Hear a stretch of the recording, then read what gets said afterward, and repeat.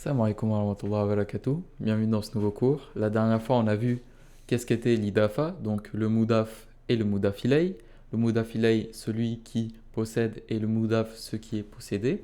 On a le 2 invisible en arabe qui est invisible, mais quand on le traduit, on a le 2 entre les deux. Donc, on avait pris l'exemple de les vêtements de Vegeta, la voiture de Karim.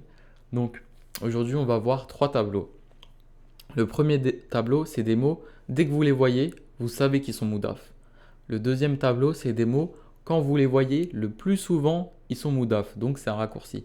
Et le troisième tableau, c'est des mots qui ont leur version légère et leur version moudaf qui diffèrent.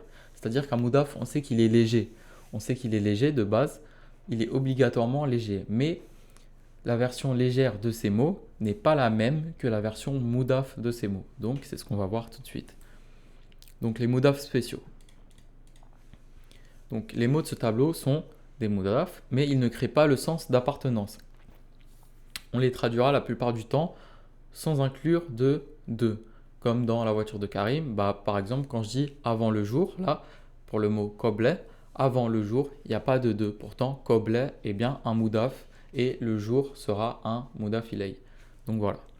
On va faire mot par mot. Donc fauka veut dire au-dessus, tarta veut dire en dessous, koble veut dire avant, barda veut dire après, douna veut dire outre, autre que, moins que, amam veut dire devant, rolfe derrière, koddam juste devant, wara'a loin derrière, lada en présence de, beina entre, haoula autour, entourant, rinda avec à part, mara avec en faveur de, et min ladoun spécialement de. Donc maintenant, on va voir le deuxième tableau. Le mot de ces tableaux, c'est le plus souvent, quand vous les voyez, ils sont moudaf. Pas tout le temps, mais le plus souvent, ils sont moudaf. C'est pas forcément une règle de grammaire, c'est plus un raccourci. Donc, kullun, ça veut dire tout, chaque. Roiru, ça veut dire autre que, non, non quelque chose. Ayyun veut dire quelconque, lequel.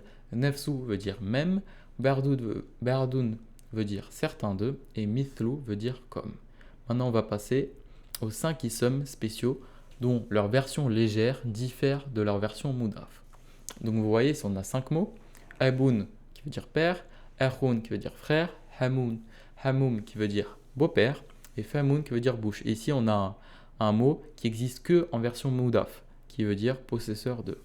Donc, par exemple, les versions légères de père, donc Aboun, la version légère c'est Abou, frère Haroun, la version légère c'est Harou, Hamoun, la version légère c'est Hamou, et Famoun, la version légère c'est Famou.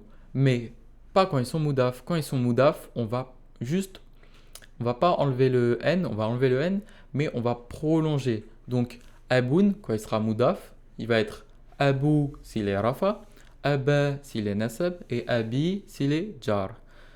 Erhoun, quand il va être moudaf, s'il est Rafa, ça, on va dire Erhou. S'il est Nasab, on va dire Erha. Et si il est Jar, on va dire Erhi. Ensuite, Hamoun, s'il est moudaf et qu'il est Rafa, on va dire Hamou. S'il est Nasab et qu'il est moudaf, on va dire Hama. Et s'il est moudaf et qu'il est Jar, on va dire Hami. Pour bouche, c'est très simple et c'est marrant. Donc bouche, quand il n'est pas moudaf, on dit famoun. Mais quand il est moudaf, s'il est rafa, on dit fou. S'il est nasab, on dit fa. Et s'il est jar, on dit fi. Fou, fa, fi. Donc c'est facile à mémoriser. Et le mot dhu, par exemple, ici, qui veut dire possesseur de.